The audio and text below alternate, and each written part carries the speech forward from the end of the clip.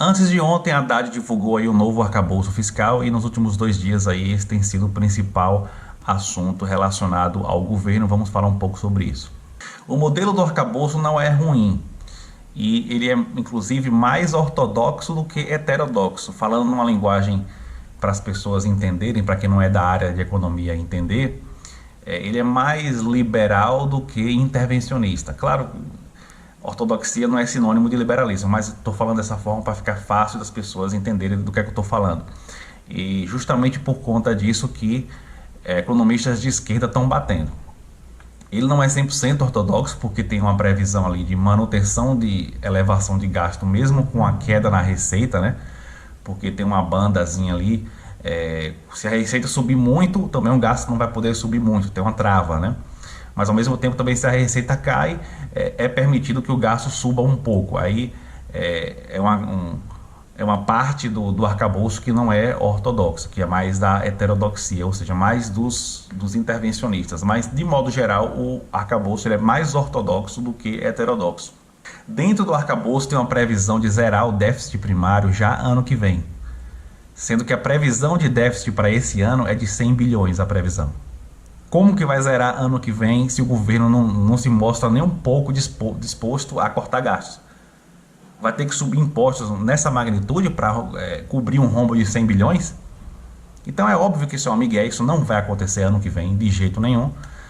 Mesmo que o governo aumente impostos e tal, aumente a arrecadação, que o Haddad, ele, pelo discurso dele, vai buscar por esse lado, buscar cobrir esse rombo, aumentando a arrecadação, mas vai ter que arrecadar quanto a mais aí?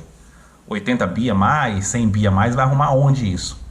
Então os economistas estão chamando o arcabouço de excessivamente otimista. Eu prefiro chamar de arcabouço da migué mesmo, porque a intenção do governo foi só acenar para o mercado, mostrar para o mercado que está comprometido em controlar as contas do governo, que é um governo responsável e por aí vai.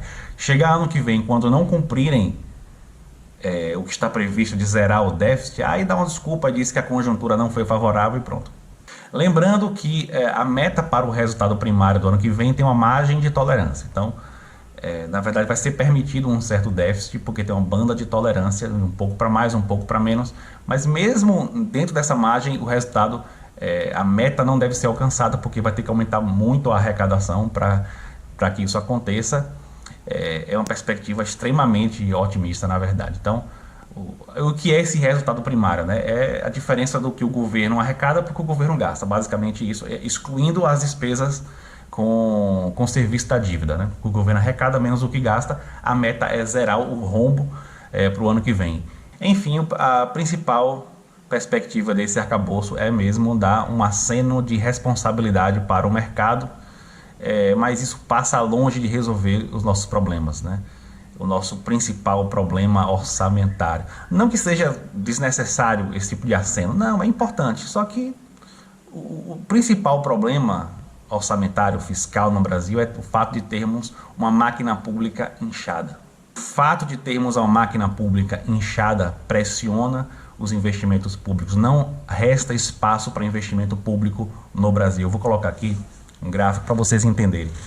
Isso aqui é a evolução do investimento público direto do governo federal numa série histórica desde 1947. Olha aí o tamanho da queda de 1947 para cá. E olha que isso aqui é em proporção ao PIB, né? Investimento público em proporção ao PIB. Só que nessa época, quando você pegar há muito tempo atrás, a carga tributária no Brasil em proporção ao PIB era muito menor. Não era de 33% do PIB como é hoje, era bem menor. Então o gato querendo aparecer aqui. Então o governo arrecadava menos antigamente, né? Então se você colocar aqui corrigir esse dado aqui pelo tamanho da arrecadação em proporção ao PIB, na verdade a queda é muito maior. E o que é esse investimento? Olha, em macroeconomia, investimento é a aquisição de bens que serão utilizados no futuro para a produção de outros bens.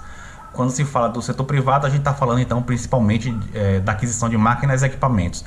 Quando se fala de investimento público, a gente está falando principalmente do gasto em infraestrutura. É um tipo de gasto, então, que aumenta a capacidade futura de produção da economia. Então é uma coisa extremamente importante, imprescindível aí para um país que precisa crescer.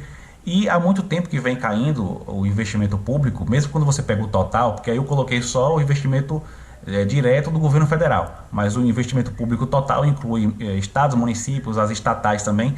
O investimento público total ou o investimento do governo federal já vem caindo há muito tempo no Brasil. Por quê? Porque o que se gasta com a máquina pública vem crescendo há muito tempo e está sufocando o orçamento do governo. Não resta recursos para você gastar com investimento.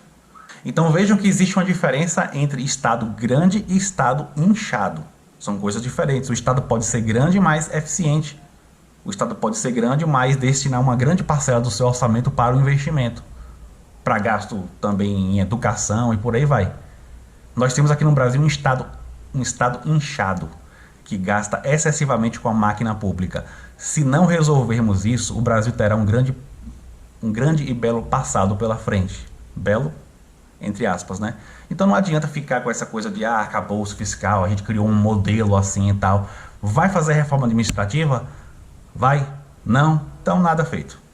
Tudo que eu falei aqui nesse vídeo está em maiores detalhes e de maneira mais aprofundada no meu curso de Economia Aplicada a Políticas do Governo, tá? Eu vou deixar um comentário fixado aqui, onde tem lá o preço, tá de R$ 22,90 por apenas 5 dias, promoção aí. Vejam lá, tem um videozinho de apresentação, não percam a oportunidade.